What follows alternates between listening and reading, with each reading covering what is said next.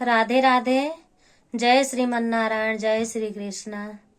आज मैं बेटी का तिलक गीत गाऊंगी देहाती, जो कि अच्छा लगेगा कमेंट में जरूर बताना। और मेरे चैनल को लाइक करना, शेयर करना और सब्सक्राइब करना और मेरा सपोर्ट करना। जैसे आगे बढ़ा रहे हैं ऐसे धीरे धीरे आगे बढ़ाते रहना, ताकि मेरा भी चैनल चल सके और अच्छा अच्छा गीत लोकगीत ला सकूं।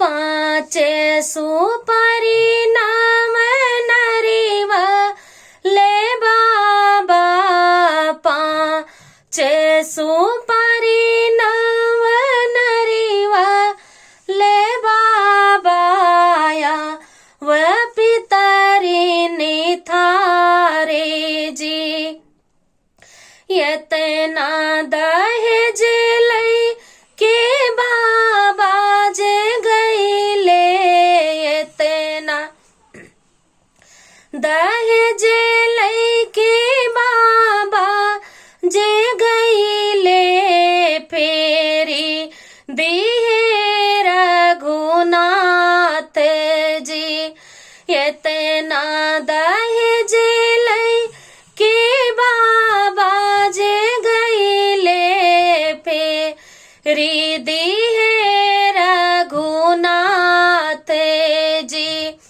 पाँच सुपारी ना वह नरी वाले बाबा, या वह पितरी निथारे जी, यतना दहेज लई के पापा जे गईले, फेरी दिहे रघुनाथ जी, यतना दहेज लई के पापा जे गईले, फेरी दिहे रघुनाथ जी।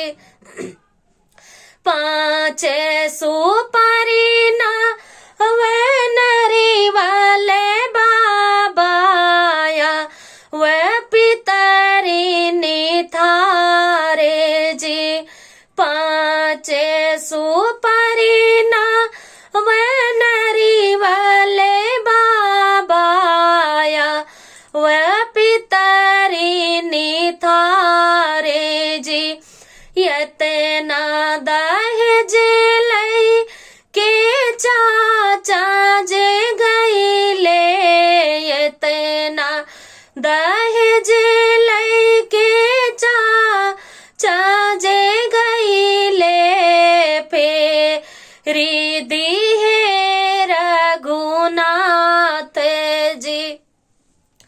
पाँच सुपारी ना वह नरी वाले बाबा, या वह पितरी निथारे जी, यतना दहेज लई के भैया जे गईले, यतना दहेज लई के भैया जे गईले, राख ली है रघुनाथ जी, यतना दहेज लई के भैया जे गईले, राख ली है रघुनाथ जी। पाँच सुपारी ना वह नरी वाले बाबा, या वह पितरी निथारे जी, तिलकिया चढ़ाई जा भैया जी आइले, बहिनी का मैया के ठाड़े जी, तिलकिया चढ़ाई जा भैया जी आइले, बहिनी का मैया के ठाड़े जी, किया कर तिलकिया चढ़ाया मोरे भैया हमसे दिया बतलाई जी।